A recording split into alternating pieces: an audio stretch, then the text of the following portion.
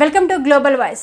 Nagarjuna Sagar hill కాలనీలోని మహాత్మా జ్యోతిబా ఫులే గురుకులానికి శుక్రవారం నూతన ప్రిన్సిపల్గా రాజశేఖర్ బాధ్యతలు చేపట్టారు.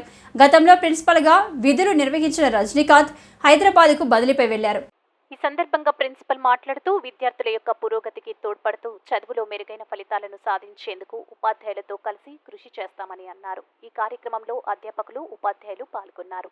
నేను ఇంతకుముందు 5 years కోడిపల్లి, మెదక్ డిస్ట్రిక్ట్ కోడిపల్లిలో వర్క్ చేయడం జరిగింది. సో ఇక్కడికి వచ్చిన తర్వాత కంప్లీట్గా ఈ చూస్తున్న పరిసరాలను, నెక్స్ట్ విద్యార్థులను, ఉపాధ్యాయులు, అధ్యాపకులు వీళ్ళందరితో పరిచయం పెంచుకోవడం జరిగింది. ఇక్కడ అంతా సఫిషియెంట్గా ఎవ్రీథింగ్ సఫిషియెంట్గా ఉన్నాయి. ప్లస్ ఇంకా ఫ్యూచర్లో ఏదైనా అవసరం ఉంటే వాళ్ళ స్టూడెంట్స్ డెవలప్మెంట్ కోసం కానీ, నెక్స్ట్ ఉపాధ్యాయుల ప్రోత్సహించడంలో కానీ అన్నిట్లలో ముందుండి నడిపిస్తానని కోరుకుంటున్నాను.